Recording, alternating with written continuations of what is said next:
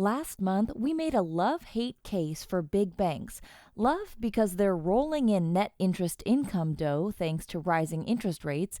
Hate because they refuse to hike savings account rates to more than a couple tenths of a percent. But the bullish big bank narrative goes beyond interest rates. After all, disruption doesn't always require disruptors. When Uber disrupted the taxi industry, it was taking aim at a stagnant and relatively unhealthy space. It wasn't as if taxi companies had the vision, let alone wherewithal, to take things digital. There was zero innovation happening, so Uber stepped in. Same for Amazon when it punked bookstores, then brick and mortar retail across the board.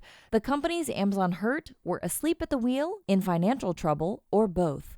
We can keep going. Apple trounced BlackBerry because the latter didn't understand apps, and Google, now Alphabet, encroached on Microsoft's territory because under former CEO Steve Ballmer, Microsoft failed to innovate. JP Morgan doesn't have this problem. It can and does innovate. Plus, it's flush with cash. CEO Jamie Dimon says that the company is spending more than $12 billion annually on technology. And the fintech companies attempting to disrupt the banking industry with every personal financial offering under the sun can't compare. As an investor, you're doing little more than speculating with stocks such as SoFi Technologies and Rocket Companies. They don't operate from positions of financial strength, and they're looking to disrupt spaces that aren't necessarily ripe for disruption.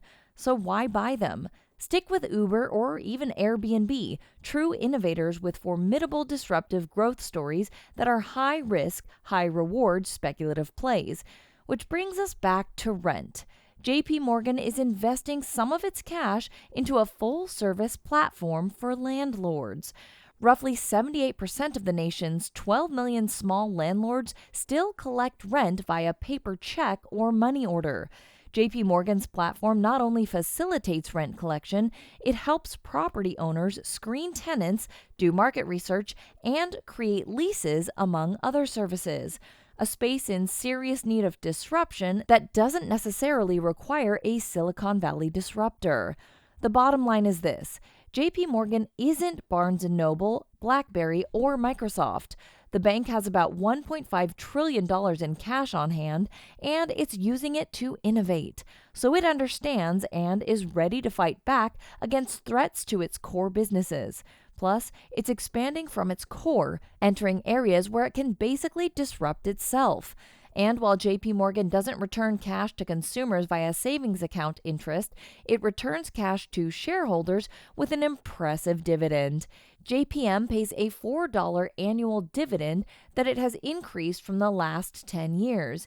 And with a solid payout ratio of 31%, it has the ability to keep paying and raising its dividend.